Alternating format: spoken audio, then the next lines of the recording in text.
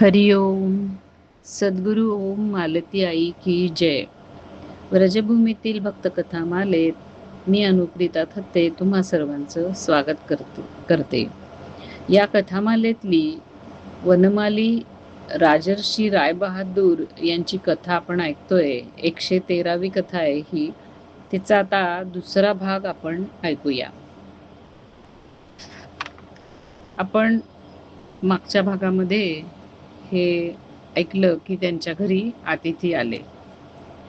हे अतिथी रात्री आलेले होते. त्यावेळेला दिवसभराची सेवा पूजा आटपून वांछाराम आणि त्यांची पत्नी हे झोपी गेलेले होते. 3 अतिथी होते. त्यांनी दरवाजा बाहेरून टकटक केली दरवाजावर. आपला भक्त आपली सेवा करून दमून निजलाय, तर त्याची आता झोपमोड होऊ नये असं विनोदजींना वाटलं, म्हणजेच श्रीकृष्णाला वाटलं. म्हणून त्यांनी बालक रूप घेतलं आणि दरवाजा उघडला. अतिथींचं स्वागत केलं, त्यांना पाणी वगैरे दिलं, बसायला सांगितलं आणि त्यांना ते म्हणाले की आई बाबा झोपलेले आहेत, तुम्ही जर म्हटलात तर त्यांना उठवतो, नाही तर मी तुमची व्यवस्था करतो, तुम्ही स्वतः स्वयंपाक करून घ्या. तेव्हा अतिथी म्हणाले, नाही नाही, त्यांना उठवू नका, त्यांना झोपू दे, आमचा आम्ही स्वयंपाक करून घेतो. विनोदजींना माहिती होतं की 3 अतिथींना पुरेल इतकं सामान काही घरामध्ये नाही आहे आत्ता. म्हणून ते त्यांना म्हणाले की तुम्ही आता थोडीशी विश्रांती घ्या, मी आत्ताच जाऊन येतो लगेच. मग विनोदजी घराबाहेर पडले आणि ज्या वाण्याकडून वांछारामजी नेहमी सामान आणायचे त्याच्याकडे गेले. त्याला ते म्हणाले की मला वांछारामजीने पाठवलेलं आहे आणि त्यांना काही सामान उधार हवं आहे. तेव्हा दुकानदार म्हणाला की पण मी तर तुला काही ओळखत नाही. तेव्हा श्रीकृष्णांनी आपल्या हातातलं सोन्याचं कडं काढलं आणि त्याला दिलं आणि सांगितलं की हे कडं तुम्ही माझे हे म्हणून इशारत म्हणून ठेवून घ्या आणि मला आता सामान द्या आणि उद्या वांछारामजी यांच्याकडून सगळा हिशोब करून पैसे घ्या आणि कडं परत द्या. दुकानदार आता तयार झाला. विनोदजी सगळी सामग्री घेऊन घरी आले. अतिथींनी त्या सामानापासून सगळा स्वयंपाक केला आणि ते जेवण करून ते झोपी गेले. दुसऱ्या दिवशी सकाळी वांछारामजी उठून बघतायत तर त्यांना घरात अतिथी झोपलेले दिसले. तेव्हा ते उठले आणि बघायला लागले की हे कधी आले असतील. मग अतिथींनाही जाग आली. तेव्हा वांछारामजींनी विचारलं की तुम्ही केव्हा आला आणि तुम्हाला दरवाजा कुणी उघडला? तेव्हा अतिथी म्हणाले की आम्ही काल रात्री आलो, पण तेव्हा तुम्ही झोपला होता, झोप लागली होती तुमची. तुमच्या मुलांनी दरवाजा उघडला आणि त्यांनी आम्हाला आत घेतलं, स्वागत केलं आणि त्यांनीच आमच्या खाण्यापिण्याची व्यवस्था केली. तुमची झोपमोड करणं आम्हाला काही बरं वाटलं नाही, म्हणून आम्ही स्वयंपाक करून जेवलो आणि झोपी गेलो. वांछारामजींना काही लक्षातच येईना की माझा मुलगा कोण आणि कुणी दार उघडलं.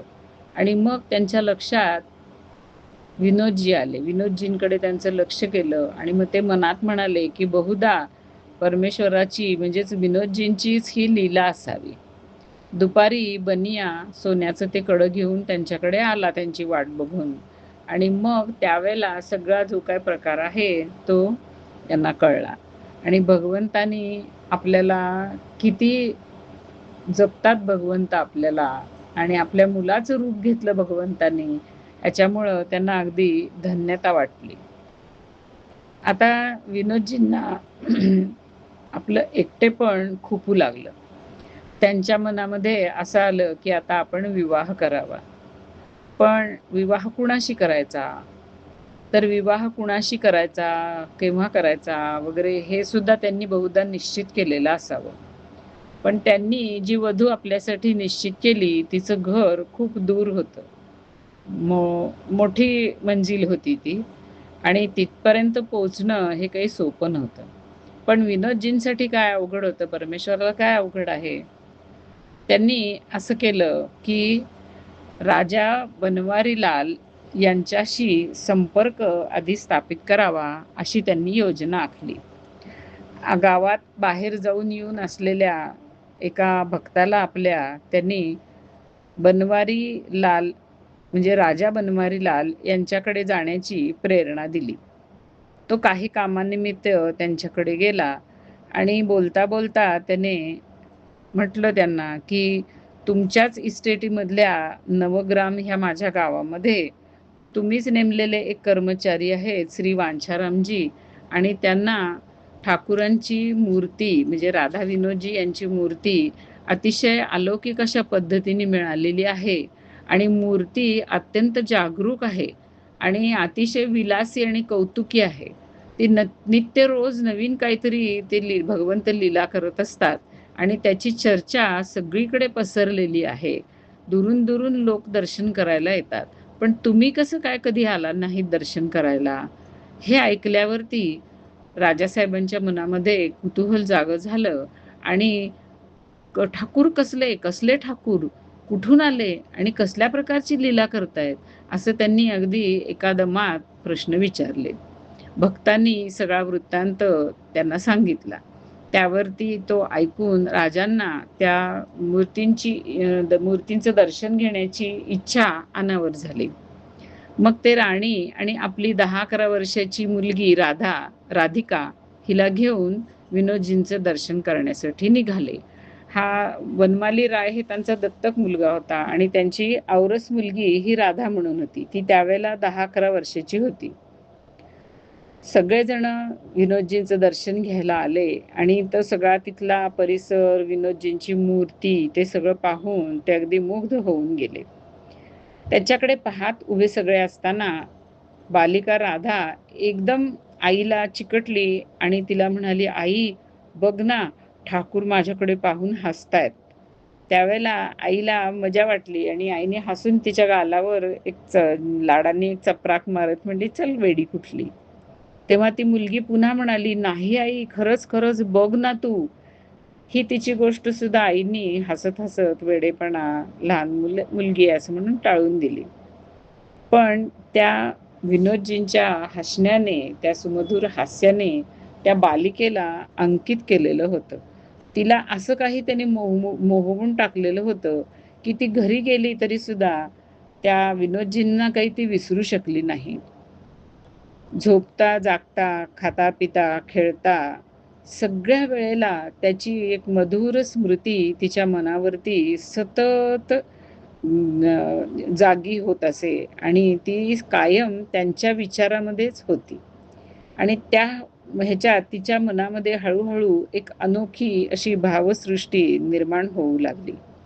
त्यामुळे विनोदजींच्या दर्शनाला जाण्याचा मोह तिला वारंवार होऊ लागला आणि ती आपल्या वडिलांना त्यांच्या दर्शनाला चलण्याचा आग्रह करू लागली. त्या मुलीच्या आग्रहामुळे राजासाहेब त्याच्यानंतर सुद्धा कितीतरी वेळा तिला घेऊन नवग्रामला आले आणि त्यांनी विनोदजींचं दर्शन घेतलं. त्या दर्शनामुळे हळूहळू मुलीच्या मनातला जो भक्तिभाव होता, तो त्यांच्याही मनामध्ये जागा झाला आणि त्यांना सुद्धा सतत त्या विग्रहाची, श्रीकृष्णाची आठवण येऊ लागली. त्यांचंही मन तिथे गुंतून गेलं. एक दिवस दर्शन घेताना ती बालिका आपल्या वडिलांना म्हणाली, "पिताजी, या विनोदजींना आपल्या घरी घेऊन जाऊया ना आपण. माझ्या मनात असं येतं, की आपण स्वतःच्या हाताने त्यांची अगदी छान अशी सेवा करावी, त्यांना सजवावं, त्यांना खायला प्यायला घालावं आणि त्यांची खूप सेवा करावी."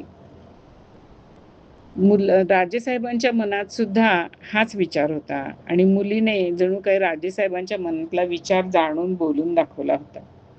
ते म्हणाले, "मुली, मलाही असंच वाटतं, की विनोदजींना आपल्या घरी घेऊन जावं. पण वांछारामजींनी परवानगी दिली पाहिजे ना." असं म्हणून जवळ उभ्या असलेल्या वांछारामजींच्याकडे त्यांनी बघितलं. राजासाहेब उत्तर देत होते आपल्या मुलीच्या प्रश्नाचं, पण ते त्या वांछारामजींच्याकडे बघत होते अशा हेतूने, की जणू काय त्यांनी अनुमती द्यावी आणि आपण घेऊन जावं. वांछारामजींच्या हे लक्षात आलं आणि ते म्हणाले, "सरकार, मी तुमचाही सेवक आहे आणि विनोदजींचाही सेवक आहे. मी तुम्हाला घेऊन जा किंवा नका घेऊन जाऊ असं म्हणणारं कोण आहे? तुम्ही आणि विनोदजी. तुमचं तुम्ही बघून घ्या. मी काय बिचारा सांगणार." असं म्हणून वांछारामजींनी ती गोष्ट टाळली. आपल्या प्राणप्रिय अशा विनोदजींना स्वतःपासून दूर करून त्यांना द्यायचं, हे त्यांना कसं आवडणार होतं? पण रात्री स्वप्नात विनोदजींनी आज्ञा दिली, की "मला राजाच्या घरी जाऊ दे. मी तुझ्या सेवेवरती प्रसन्न आहे. तुझी सेवा मला आवडते. पण आता मी राजाची सेवा घेऊ इच्छितो. तेव्हा तू दुःखी होऊ नको आणि तुला लवकरच माझी प्राप्ती होईल." आता वांछारामजी काय करणार? त्यांनी राजाला ह्याची सूचना पाठवली, म्हणजे निरोप पाठवला. राजासाहेब हा निरोप ऐकल्यावरती अत्यंत भावविभोर झाले. त्यांना खूप आनंद झाला. त्यांच्या मनात येऊ लागलं, की भगवंताची माझ्यासारख्या अधम माणसावर केवढीही कृपा. त्यांनी ही गोष्ट तत्काळ आपल्या राणीसाहेबा आणि राधिका यांना जाऊन हा शुभ संवाद सांगितला. राधा तर आता खुशीने नाचूच लागली. राणीच्या खुशीलाही सीमा राहिली नाही, की स्वतः विनोदजी आपल्याकडे येऊ इच्छितात. राजमहालामध्ये सगळीकडे आनंदी आनंद निर्माण झाला आणि एक उत्सवाचं वातावरण तयार झालं. विनोदजींना घेऊन येण्यासाठी आणि त्यांचं जंगी स्वागत करण्यासाठी मोठं आयोजन सुरू झालं. त्यांच्या स्वागताची जंगी तयारी सुरू झाली आणि एक शुभमुहूर्त बघून हत्ती घोड्यांच्या सह वरातीत आणि बेंड बाजा आणि पालखीमध्ये बसून अशा मोठ्या थाटामाटाने विनोदजींनी महालामध्ये प्रवेश केला. विनोदजी महालामध्ये येताच त्या बनवारी नगराचं स्वरूपच बदलून गेलं. आता तिथल्या प्रत्येक नागरिकाला त्या विनोदजींचं वेड लागलं आणि त्यांच्या सगळ्यांच्या जीवनाचं ते जणू एक केंद्र बनलं. म्हणजे प्रत्येकाच्या जीवनामध्ये आता विनोदजींचं एक स्वतःचं असं स्थान निर्माण झालं. इतका भक्तिभाव त्या सगळ्या लोकांच्यामध्ये निर्माण झाला. त्या लोकांना त्यांचं दर्शन घेतल्याशिवाय आता दिवस जाईना. नेहमी नवीन-नवीन उत्सव, रास, रंग ह्यांनी त्या बनवारी नगराचा एक माहोलच बदलून गेला आणि कायम तिथे एक उत्सवाचंच वातावरण राहू लागलं. बालिका राधा अतिशय खुश होती आणि आपली इच्छा पूर्ण करून घेण्याचा तिला अगदी शुभ अवसर मिळालेला होता आणि तिने त्याचा पूर्णपणे फायदा घेतला. ती अत्यंत प्रेमाने राधा विनोद यांची सेवा करू लागली. सेवेचं सगळं काम बघण्यासाठी खरं तर पुजारी नेमलेले होते आणि तसं करण्याचा सगळ्याचा भार त्यांच्यावरतीच होता. पण त्यांना आज पोशाख कोणचा घालायचा, त्यांना आज कुठल्या मिष्टान्नाचा नैवेद्य दाखवायचा, हे सगळं काही ही ठरवत असे, राधिका ठरवत असे. तसंच स्वतःच्या हाताने ती फुलांच्या माळा करत असे आणि फुलांचे वेगळे-वेगळे आभूषणं बनवून मूर्ती सजवत असे. अशा प्रकारे अगदी ती त्या सेवेमध्ये रमून गेली आणि विनोदजींना सुद्धा तिची सेवा फार आवडत असे आणि ते त्या सेवेने अतिशय प्रसन्न दिसत असत. पण ते खोडकर होते, त्यामुळं जशी ते सेवा घेऊन प्रसन्न होत, तशी तिच्या खूप खोड्या पण करत असत ते राधिकाच्या. राधिकाचा विनोदजींच्या प्रती अनुराग दिवसेंदिवस वाढत गेला आणि विनोदजींची तिची थट्टा मस्करी करण्याची पद्धतीही किंवा प्रसंगही वाढत गेले. ते कधी तिच्या कपड्यांना आपले उष्टे हातच पुसत असत, तर कधी तिच्या कपड्यांवरती पान खाऊन त्याची पिंक मारत असत. अशा प्रकारे ते तिची चेष्टा करत असत. एक दिवस स्वतःच्या हाताने माळ फुलांची बनवून राधिका त्यांना माळ घालत होती. तेव्हा तिचा पदर पकडून ते तिला म्हणाले, की "तू माझ्याबरोबर लग्न कर आता." तिने ही गोष्ट आईला सांगितली, पण अर्थातच आईचा काही विश्वास बसला नाही. पण पुढे त्यांना पटलं हे, की राधा जे म्हणती आहे ते खरं आहे. कारण राधाला ताप आला आणि ठाकूरांनी त्यावेळेला तिच्या आईच्या स्वप्नामध्ये जाऊन सांगितलं, की "राधा काही आता वाचणार नाही या तापातनं. पण तुम्ही काही दुःख करू नका आणि मी तिचा स्वीकार करीन. तुमच्या बगीच्यामध्ये जे सुकलेलं एक देवदाराचं वृक्ष आहे, त्याच्या लाकडाची राधिकेची एक प्रतिमा बनवा आणि त्याच्याबरोबर माझा तिच्याशी विवाह करून द्या." ही जगावेगळी श्रीकृष्णाची आज्ञा ऐकून ह्या दोघांना काय वाटलं आणि पुढे काय झालं हे अर्थातच आपण पुढच्या भागामध्ये ऐकूया. हरिओम.